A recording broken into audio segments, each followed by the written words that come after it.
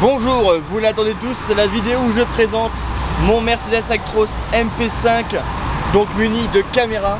Vous l'attendez, et bien la voilà. Petit disclaimer avant de commencer la vidéo, déjà il y a beaucoup de bruit, désolé, je suis au bord d'autoroute. Ce n'est pas que je présente mon véhicule qu'il va y avoir un retour des vlogs, je préfère le préciser. C'est juste que présenter mon véhicule, ça n'engage en rien. Et en plus, il n'est pas pubé, la remorque n'est pas pubée, donc on peut rester dans l'anonymat assez facilement pour l'instant. Donc c'est pour ça que je peux vous présenter mon véhicule. C'est parti, présentation du Mercedes Actros MP5. Ne vous attendez pas à quelque chose d'incroyable. C'est juste un Mercedes Actros MP5 tout basique. Avec de ce côté-là, vous retrouverez directement un réservoir à gasoil. On va faire le tour complet du véhicule. Mais vu que je suis là, on va commencer par ce côté-là. Réservoir à gasoil, je n'ai qu'un seul. De l'autre côté, il n'y a rien. Gasoil AD Blue, tout incrusté dans le même sur l'empattement, on va dire, sur le même réservoir. J'ai 720 litres de gasoil et d'AD Blue, j'en sais rien parce que c'est pas indiqué. Mais ce matin j'étais sur la réserve, j'ai mis 70 litres, donc je pense que je vais avoir un réservoir sûrement de 80-85 litres d'AD Blue. Donc comme vous l'avez maintenant remarqué, caméra, vous l'avez sûrement vu sur Instagram. D'ailleurs suivez-moi sur Instagram, c'est le réseau social sur lequel je suis le plus actif. Donc suivez-moi sur Instagram, vous pouvez voir un peu mieux les caméras, un peu tous les jours on va dire. Tous les jours en snap, en story pardon. Oui, c'est j'ai dit snap mais j'utilise plus snap. En tout cas pour des fins on va dire professionnelles. Sinon au niveau de la cabine, alors au niveau de l'avant, voilà comment il se présente. Donc effectivement ça fait un petit peu bizarre de voir un camion sans rétroviseur. Je vous avoue qu'au début ça m'a fait bizarre. Pas sur le côté esthétique mais vraiment sur le côté conduite. Mais ça j'en parlerai une fois à l'intérieur. Voilà, il est tout simple, il est tout basique mais il est très bien. Il me convient. C'est un Mercedes Actros donc MP5 de 450 chevaux comme il est marqué ici sur le badge. Et puis voilà, en fait on a vite fait le tour parce que sur l'extérieur il n'y a pas grand chose à indiquer à part qu'il est légèrement sale, mais ça c'est pas grave. Donc voilà, on n'a pas les jantes larges, tant pis, pas de jantes larges, pas de jantes alu. Et puis voilà, on va directement passer à l'intérieur parce qu'en vrai à l'extérieur il n'y a pas grand chose à raconter. Voilà, c'est l'extérieur de mon véhicule, donc ressemble à celui-là. Sur Instagram vous l'avez déjà vu, donc n'hésitez pas à me suivre sur Instagram. Ouais, je fais vite fait ma petite pub pour Insta, c'est vraiment le seul réseau que pour l'instant je suis le plus actif. Allez, passons à l'intérieur du Mercedes Actros MP5 car là j'ai quelques petites choses quand même à vous dire qui sont incroyables parce que ça change quand même pas mal du MP4 si on fait une comparaison à celui que j'avais chez T6 par exemple. Donc hop, on peut monter, on peut s'installer hop dans le MP5. Moi je pose ça, fumer c'est pas bien pour la santé, vous le savez déjà. Alors pour baisser le volant c'est pareil que sur le MP5, sur le MP4 pardon. Juste ici au niveau de mon pied vous avez un petit bouton. Et voilà. Oh sympa la petite voiture. Alors commençons de droite, de gauche vers la droite. Je suis fatigué, excusez-moi parce que j'ai commencé ce matin à 3 h du mat. Là il est pratiquement 18 h. Et je suis légèrement mort, en fait je suis légèrement crevé. Ah bon on n'a pas vu là mais il est 17 h 44, voilà. Bref. Donc les rétros ça se présente comme ça, on va voir si je peux faire une mise au point. Normalement vous voyez à peu près ce qui se passe à l'image. Donc voici à quoi ressemble l'écran de la caméra. Plusieurs choses à savoir, c'est que ce trait là il est réglable. Le fameux trait bleu ici, ça vous permet vous d'indiquer où est l'arrière de la remorque. Donc moi je l'ai mis au niveau de la barre anti-encastrement arrière. Ça me permet de bien savoir quand est-ce que je dois me rabattre, quand je dois doubler ou quand je suis à quai, savoir quand est-ce que je vais taper dans le quai bien évidemment. Donc voilà, et c'est très jaune. Alors c'est qu'une théorie, je ne sais pas vraiment à quoi ça sert, mais je pense que c'est pour les distances. D'après ce que j'ai compris ça serait une centaine de mètres, 200 mètres, 300 mètres. Alors, je suis pas sûr de ce que je vous indique par rapport à ça, parce que j'ai pas eu les informations que je voulais par rapport à ça.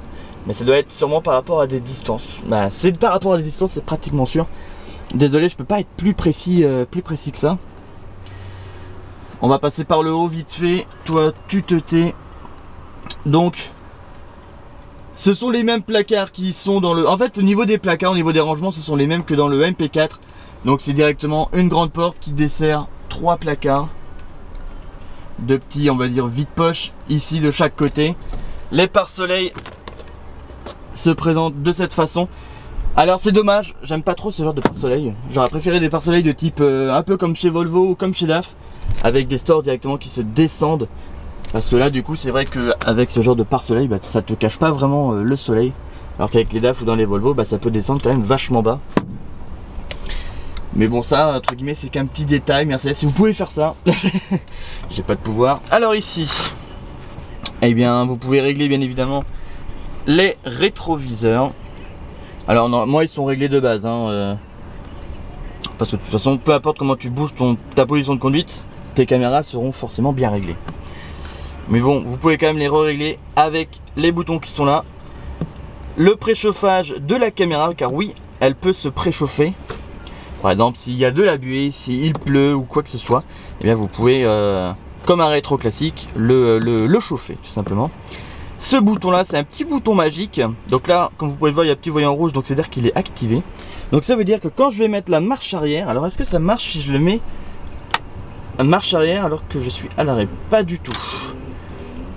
Alors en fait, ça te permet d'ouvrir l'angle de la caméra, car là en fait la caméra elle est en position route.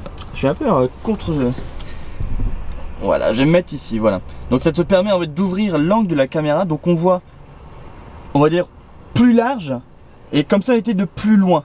Donc ça te permet de mieux voir quand tu manœuvres. Ça, c'est déjà la première chose.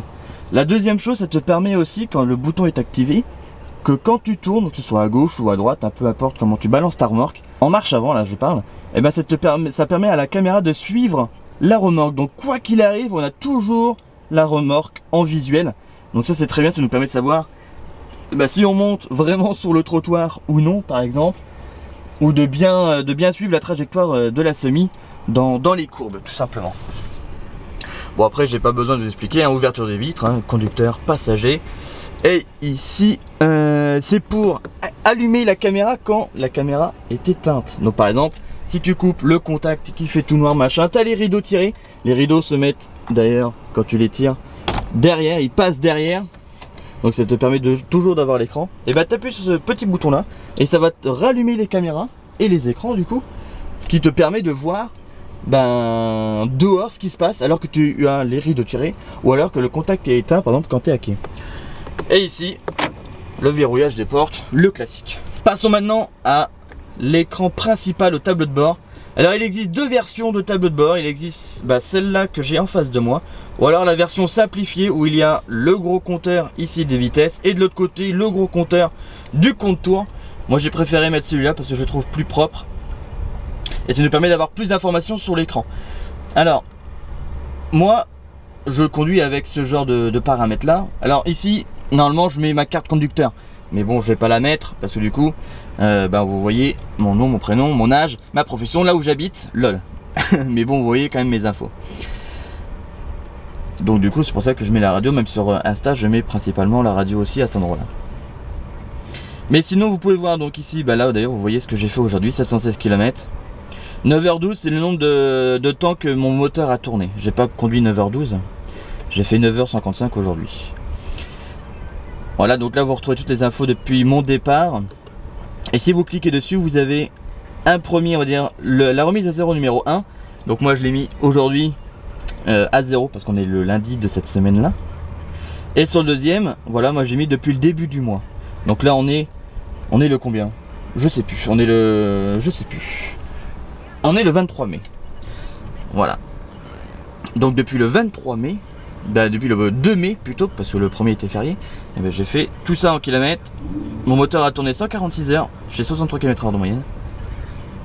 Et j'ai une consommation depuis le début du mois de 28 litres. Donc voilà les infos depuis le départ. Ici on peut voir que le niveau d'huile de moteur est correct. Et d'ailleurs tout ça, ces informations là par exemple sur le moteur, on peut la retrouver ici, mais je vous en parlerai juste après. Voilà, donc toutes les infos. Et effectivement, j'ai plus d'air parce que j'ai une légère fuite à la main rouge de la semi. Donc voilà, ça c'est toutes les infos. Voilà, moi ce que j'aime bien ici, c'est que du coup, voilà, on retrouve plein d'infos importantes, alors que sur la version, on va dire simplifiée, bah, du coup, au lieu d'avoir une info là et une info là, on en a qu'une au milieu. Et moi, ce que j'aime bien, c'est avoir plusieurs infos. Plusieurs infos directement sur l'écran. Bon, je vais pas vous montrer les infos qui sont là, parce que au dessus vous avez ma carte conducteur avec mon nom, et en dessous vous avez les numéros de téléphone des gens que j'ai appelés. Donc j'ai pas envie que vous voyez les numéros de téléphone de mes amis ou de mes collègues que j'ai appelés. Mais bon, voilà à peu près ce que vous voyez ici sur le tableau de bord. D'ailleurs, on va passer, voilà, on va le mettre comme ça. On va passer au volant parce que c'est pareil.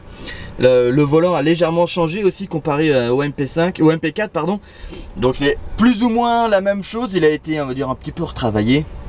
Mais ce qui change surtout, ce sont les boutons ici, qui te permettent de ce côté-là de régler ton régulateur de vitesse, le plus, le moins. Là, les boutons en fait, ils sont tactiles. C'est en fait, tu as juste à glisser ton doigt et voilà, ça change. Comme vous pouvez le voir un petit peu en flou derrière, mais ça, voilà, ça change, on va dire, les informations qui sont affichées. Ici, c'est pour faire un retour au menu. Donc, si j'appuie sur ce bouton-là, hop, vous allez le voir, hop, ça disparaît, parce qu'en fait, ça fait le retour, tout simplement. Ici, on coupe le régulateur de vitesse, on active le limiteur, et si vous appuyez ici, une première fois, donc vous allez avoir les réglages pour le tempomat. Donc, si tu te laisses couler, moi, je l'ai laissé à plus 4, donc à partir de 94, par exemple, il va ralentir tout seul. Voilà, donc... ça c'est pour le PPC, donc le Predictive Powertrain Control, pour qu'il puisse s'adapter par rapport à la circulation. Par rapport la circulation non, parce que j'ai pas le régulateur adaptatif, donc il prend pas en compte la circulation. Par contre il ralentit tout seul dans les ronds-points, dans les courbes et tutti quanti. Et si vous appuyez une deuxième fois, donc ça te permet de régler ton régime moteur. Donc c'est pareil, tu lèves vers le haut, bon là le moteur est éteint, et puis ça te permet de monter ton régime moteur. Tu le réinitialises, hop, un petit coup vers la droite, et puis voilà. Donc c'est tout simple. De ce côté là, hop, tu décroches, tu raccroches, ou alors tu peux faire une annonce, par exemple avec Siri. Si je fais hop, appelle maman. J'appelle maman. Voilà, bon on va pas appeler ma mère, hop. Mais voilà, vous avez compris le délire. C'est pareil, donc ce bouton là, donc c'est pour faire le retour au menu de l'écran de l'autoradio. Bon voilà, après c'est le même principe hein, ici au niveau du on va dire du touchpad, je sais pas comment il s'appelle. Voilà, ici vous pouvez mettre le son muet, voilà. Il n'y a plus de son.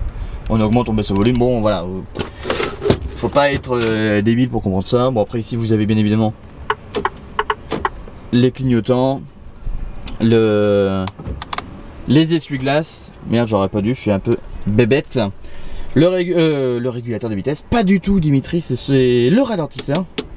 Donc le mien c'est il a que 3 plots, il est pas électrique, il est que sur il doit être sur échappement ou sur hydraulique, je ne sais pas, mais je pense qu'il est sur échappement vu le boucan que ça fait.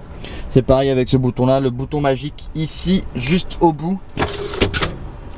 Et bien vous pouvez mettre, si vous restez appuyé en manuel, voilà, on voit que à côté du N1 c'est marqué en manuel ou automatique. Voilà, vous avez bien évidemment le mode up, power et le mode économie. Mode power ne change rien, je vous le dis de suite. Passons ici maintenant, vous allez avoir donc tout ce qui va gérer, on va dire, la console. Donc là vous pouvez régler la température, donc moi j'ai mis la clim de nuit à 22 degrés.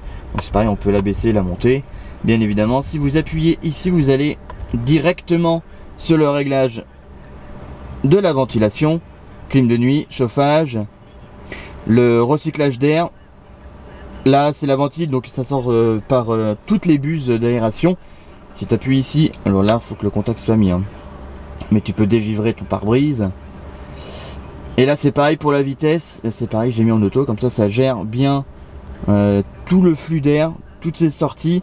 Et en même temps sa vitesse comme ça, il règle bien à 22 degrés la température de l'habitacle. Et là donc ici vous pouvez régler la programmation de l'heure à laquelle vous voulez que le matin par exemple le chauffage ou la clim de nuit démarre. Mais je m'en suis jamais servi parce que j'en ai pas vraiment besoin. Ici, après je vais vous montrer les menus en détail, hein, d'autres menus parce qu'il y en a plein. Vous allez voir, c'est un vrai avion de chasse ce bordel. Ici, donc si vous appuyez sur ce petit bouton là, vous allez arriver sur cette première page là qui s'appelle Contacteur. Démarrage en côte, enlever les bips de recul, l'assistance, la régénération. Celui-là c'est quoi déjà? Le dégagement. Et lui qui te permet de couper, on va dire, le détecteur de ligne pour éviter que ça fasse bip bip toutes les 30 secondes. Ici vous pouvez avoir les accès, donc c'est pareil, au contacteur de la remorque, lever le premier essieu, le dernier essieu et l'aide en démarrage remorque. Donc là c'est les seules options que j'ai sur cette remorque là. Sûrement si vous avez d'autres remorques avec d'autres options, peut-être qu'il y a d'autres choses qui vont s'afficher, mais chez nous on n'a que ces trois là. Et c'est déjà pas mal du moment que je peux relever moi mes essieux, j'aime bien ça. J'aime bien rouler avec les essieux levés. Ici vous pouvez donc régler la hauteur, vous n'avez pas besoin d'appuyer sur la manette. D'ailleurs oui effectivement à cet endroit là j'ai la manette pour lever la suspension, mais je peux le faire directement depuis ici. Hop, tu la baisses, tu la lèves et tu stops. Donc là j'ai remis à 0. Donc voilà, c'est pareil. Si vous avez une remorque compatible, vous pouvez le faire depuis la remorque. Gérer la remorque depuis le menu. Mais voilà, c'est pareil, c'est une option. Et du coup, chez nous, on ne l'a pas. Vous pouvez programmer ici l'alarme pour savoir à quelle heure votre camion doit vous réveiller le matin. C'est pareil. Donc là, on va retrouver le même réglage qu'ici pour mettre le Webasto ou la clim de nuit en marche automatiquement. Et ici, l'heure d'arrêt. Alors, je vous avoue, je ne sais pas du tout ce que c'est. Je l'ai déjà vu, mais je l'ai jamais testé et j'ai jamais regardé dans le bouquin ce que ça voulait dire. Les réglages ici, alors on va pas rentrer dans tous les réglages, hein, on va le faire le plus vite fait. Moi ce que je fais le plus souvent c'est tac, j'appuie ici, le PPC, hop, et je le désactive parce que c'est chiant, qui régule ma vitesse en fonction de la topographie du terrain, parce que j'ai pas que ça à faire, je dois rouler. Et mine de rien je consomme pas trop, je veux dire pas trop mal, hein, je suis bon, hein, donc même avec le PPC j'arrive à faire des bonnes consos, donc pas besoin, j'en ai pas besoin. Donc voilà. Hop, autre réglage, affichage, design de l'affichage. Donc là vous avez le classique ou l'avancé, c'est ce que je vous ai dit tout à l'heure. Donc moi j'ai le mode avancé et le mode simplifié. Donc le mode classique c'est celui-là qui va vous mettre donc les deux compteurs sur l'écran principal ici. Donc là vous le changez directement ici, vous pouvez changer la langue, les unités, la luminosité, vous pouvez éteindre le visuel. Voilà, donc vous pouvez aussi retrouver dans audio, téléphone. Pas du tout, je pensais que c'était le réglage du Bluetooth. Ah bah non, je suis bête, c'est pas du tout ici, j'allais vous dire des bêtises. Prochain menu, on va tous un peu les faire en détail. Donc ici, dans pneus, voilà, vous pouvez voir la pression de vos pneus, mais on n'a pas l'option chez nous, donc je peux pas le voir. Essieux c'est pareil, vous pouvez savoir le tonnage qu'il y a dans votre remorque. Voilà, ici réinitialisé, hop, vous pouvez voir que dans ma remorque j'ai 6 tonnes. La maintenance, bon bah ça c'est surtout plus pour les professionnels plus que pour nous, parce que moi j'y connais rien. Ah si, ça c'est important à savoir, à la limite, oups, j'avais fait une bêtise, mais voilà. Bon ça c'est un événement, donc moi j'ai ce défaut là. Alors le défaut a déjà été réglé, mais il peut pas être supprimé par Mercedes parce que il faut attendre la mise à jour de leur logiciel. Et du coup je me traîne avec ça qui s'allume tous les 4 matins, pour pas dire tout le temps. Et dans le diagnostic, bon là vous avez tout ce qui est diag, mais bon ça c'est pareil, c'est pas pour nous, c'est plus pour les professionnels de la mécanique. Ici vous pouvez régler l'éclairage extérieur. Il est en off, le mettre en automatique, donc comme son nom l'indique, les lumières vont s'allumer automatiquement. Allumer les feux de croisement, les veilleuses, ou les éteindre. Pareil, feu de brouillard avant, feu de brouillard arrière. Le plein, les feux de route, on va les appeler comme ça. En automatique, c'est pareil. Donc s'il détecte un véhicule, hop, il va se couper. S'il détecte rien, il va les rallumer. Et ça, c'est quand vous appuyez sur la clé. Hop. Donc, quand vous arrivez à votre camion et qu'il fait un peu son, que vous le déverrouillez, eh bien, moi, pendant 30 secondes, ou quand je vais le verrouiller, c'est pareil, pendant 30 secondes, les veilleuses vont rester allumées. Donc moi je l'ai mis sur 30 secondes, mais c'est pareil, hein, vous pouvez le régler sur 90 secondes, pas du tout. Voilà, moi je mets 30 secondes parce que je suis un kéké, que j'aime bien les camions avec les veilleuses allumées. Et voilà, d'ailleurs en parlant de la clé, bon bah voilà quoi elle ressemble. Hein, on déverrouille, on verrouille. Et ici ça te permet de faire le test des feux le matin quand tu arrives par exemple. Hop, tu fais ton tour de camion, t'appuies ici, hop, lui il va t'allumer tous tes feux, les phares, les feux de recul, les machins. Et bah du coup ça te permet de voir s'il y a une ampoule de cassée ou non. D'ailleurs la clé, pas besoin de la mettre dans un contacteur, hein, elle est détectée directement par le véhicule. C'est pour ça que moi elle traîne directement sur le tableau de bord. Éclairage intérieur, la liseuse côté conducteur, l'éclairage de nuit, donc la petite LED bleue. Ça ce sont normalement les grands feux, bah les grandes lumières intérieures. Et c'est sur ces lumières là que moi j'ai mis mon red light. Donc ça me permet en même temps de régler l'intensité. Hop, parce que si je le mets au minimum, hop, bah vous voyez il éclaire un peu moins. Regardez, je vais vous montrer, donc là c'est vraiment au minimum. Et si je le mets au max, bon on s'en rend pas bien compte à l'image, mais bon après il fait jour aussi hein. Mais voilà, hop, d'ailleurs on peut les éteindre. Et ça c'est la liseuse côté passager. Donc là c'est pareil, tu peux mettre en sorte que tes lumières de nuit s'allument automatiquement. Tu peux tout éteindre en appuyant directement sur ce bouton. Tac tac, bam, boum, bim, hop, on éteint tout. Voilà. Et sinon ici tu peux aussi activer ou non l'allumage des lumières intérieures quand tu ouvres la porte ou non. Donc moi il est activé parce que c'est sympathique quand tu montes dans le camion de voir la lumière allumée pour éviter que tu montes dans le noir. Le GPS, alors ça c'est pareil, c'est incroyable, GPS intégré. C'est un GPS, donc c'est l'interface TomTom, hein, donc vous connaissez bien les GPS TomTom, j'en ai déjà pas mal présenté sur ma chaîne, 2 en fait. Donc voilà, donc j'ai pas besoin d'avoir un GPS sur le pare-brise, celui-là me suffit amplement. Donc je vais pas vous présenter le GPS, hein, si vous connaissez comment ça marche, c'est un GPS, si j'appuie pas sur le bouton, voilà ça n'a pas marché. Donc voilà. Un GPS intégré, le mode téléphone, donc là vous avez accès à mon journal d'appel, ici à mes contacts, et si vous allez ici, tac, et bien vous pouvez avoir accès à au centre de contrôle, hein, si je puis dire, pour pouvoir vous appareiller à l'autoradio. Donc vous faites raccorder un nouvel appareil, vous recherchez votre téléphone, et puis ça marche. D'ailleurs je précise que le véhicule, si je le branche ici par exemple, et que je branche mon téléphone au câble bien évidemment, et bien vous avez le CarPlay ou l'Android Auto de disponible sur le véhicule, et je crois que ça doit être de série si je ne m'abuse, parce que sinon je pense que j'aurais pas l'option si c'était une option justement.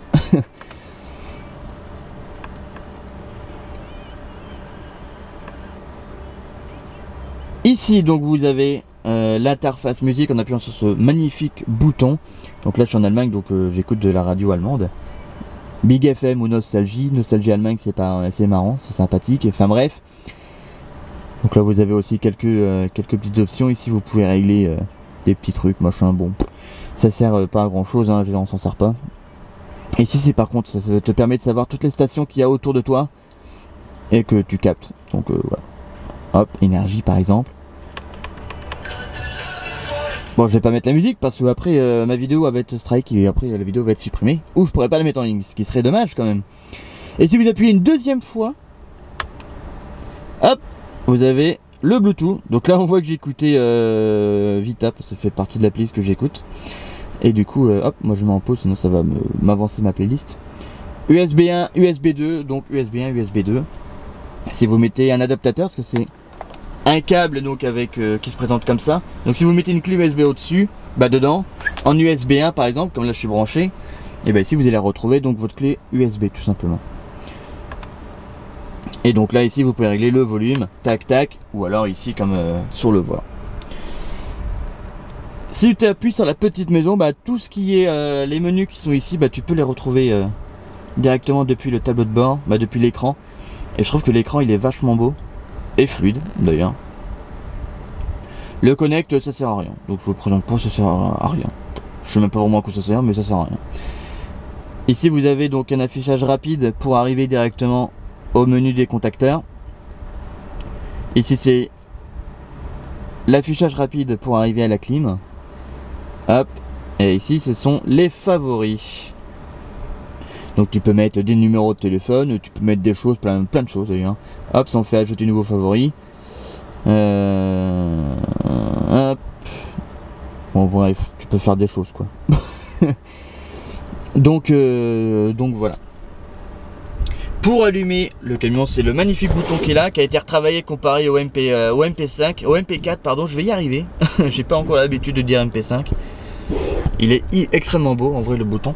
Je m'écarte, je m'assois dans la couchette pour vous montrer un peu le reste du camion. Bon après là c'est la couchette hein, donc ce n'est qu'une couchette, pas grand chose à vous montrer.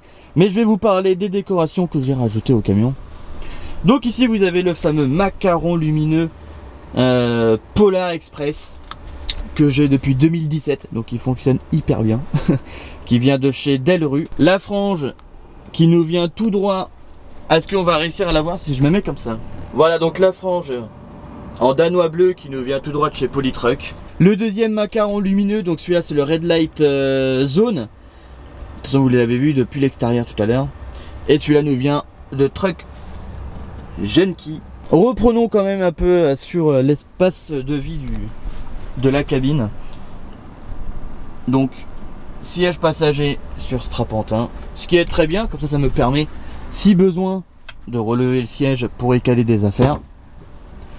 Ici vous avez deux placards, on va dire un placard sec, un placard frais parce que c'est carrément le frigo qui se retrouve ici.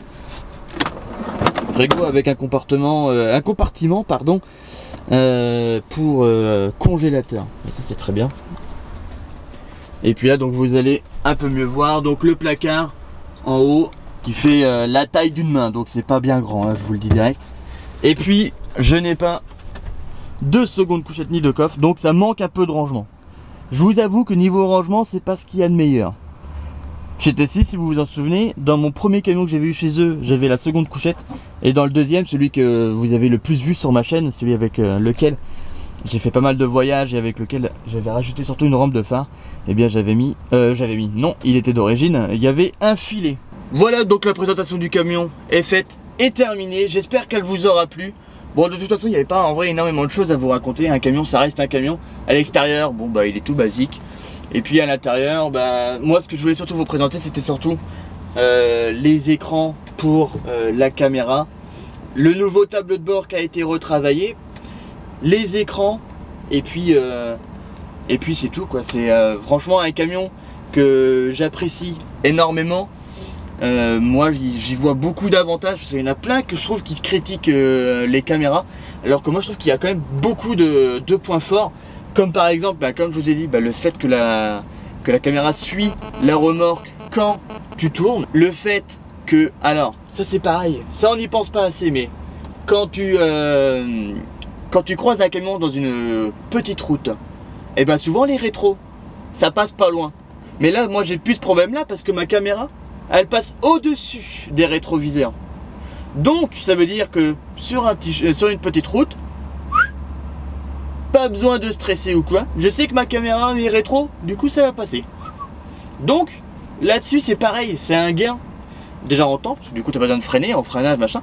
Mais c'est surtout en stress, t'as pu à te dire putain est-ce que ça va passer ou quoi. Tu sais que ça va passer.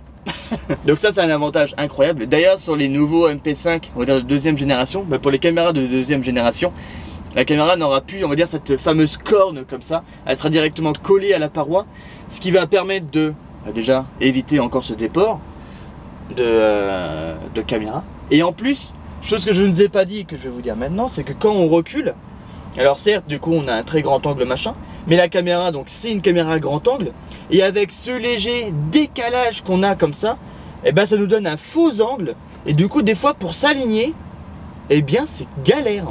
Alors on y arrive plus ou moins quand même, mais il y a des moments où quand t'es pas trop réveillé, c'est un peu chaud quand même. Tu te dis mais putain mais j'ai eu mon permis aux Kinder Surprise ou quoi. Donc c'est vraiment le point faible on va dire de la caméra, c'est ce débord. Et du coup le fait que ce soit une caméra à grand angle, ça te donne ça te fausse un peu la vision à ce niveau là. Mais sinon on y voit très clairement à l'intérieur. Quand c'est pareil, j'entends beaucoup parler de ça, quand il pleut, je vois largement mieux dans ma caméra que dans les rétros à l'époque, parce que je n'ai pas de gouttes sur l'écran, je n'ai pas de gouttes sur la vitre. Bah j'ai des gouttes sur la vitre, je m'en fous, mon rétro il est à l'intérieur. Donc je suis sûr de toujours voir ce qui se passe derrière. Et il n'y a pas de gouttes qui se mettent sur le rétroviseur, bah, sur la caméra. Alors, si il y a une goutte sur la caméra, comme je vous ai dit, vous pouvez appuyer toujours sur le bouton pour dégivrer le rétroviseur. Parce que quand il pleuvait avec des rétroviseurs, ben, moi c'est ce que je faisais, j'appuyais dessus et ça me permettait de, on va dire, de chauffer les petites gouttelettes qu'il y avait dessus et de voir quand même dans mes rétros. Et là du coup en faisant ça, ça marche pareil avec la caméra, donc ça t'enlève la petite goutte qui est dessus et du coup tu vois très clairement. Déjà que même avec une goutte tu vois clairement, alors si tu l'enlèves tu vois très clairement. De toute façon vous avez bien vu, hein, ça reste quand même clair. Bon, la qualité de l'image, c'est pas foufou, hein, c'est pas de l'Ultra HD, mais la deuxième génération aura une meilleure qualité d'image, un meilleur rendu, ce qui est clairement facile à faire, parce que c'est quand même un petit peu dégueu, parce que des fois c'est vrai qu'on voit quand même des pixels, donc c'est pas ouf, mais ça reste quand même très bien, et c'est suffisant, on va dire, c'est la limite tolérable, hein, c'est suffisant. Donc tout ça pour dire que ce camion, moi je l'apprécie vraiment beaucoup. Ça roule très bien. Alors c'est pareil, hein, les préjugés sur Mercedes, on s'en passera. Mais c'est un camion qui roule vraiment très bien. Honnêtement, on y est très à l'aise. Le fait que le volant il descende quand même bien bas, on peut bien le régler en profondeur, en hauteur. Bon voilà quoi, tu ne peux qu'être à l'aise au volant de ce camion quoi. Donc voilà, assez de blabla. En tout cas, merci à vous d'avoir suivi cette vidéo de présentation du Mercedes Actros MP5. Si vous avez des questions, n'hésitez pas à les poser en commentaire, j'y répondrai. En attendant, je vous souhaite à tous une bonne fin de journée, une bonne fin de soirée, une fin de nuit ou quoi que ce soit. Je sais pas quand est-ce que tu vas regarder cette vidéo, mais n'hésite pas à t'abonner, à me suivre sur les réseaux que vous trouverez dans la description, comme d'ailleurs mes playlists que j'écoute sur Spotify. Vous êtes quelques-uns des fois à me demander qu'est-ce que j'écoute comme musique, les playlists quoi. Vous les retrouvez, alors quelques-unes, hein, il y a celles que j'écoute on va dire le plus qui sont dans la description, tout en bas de la description d'ailleurs de mes vidéos. Donc voilà, n'hésitez pas à y faire un tour si ça vous intéresse. Et puis moi je vous dis à bientôt sur YouTube. Ciao les amis.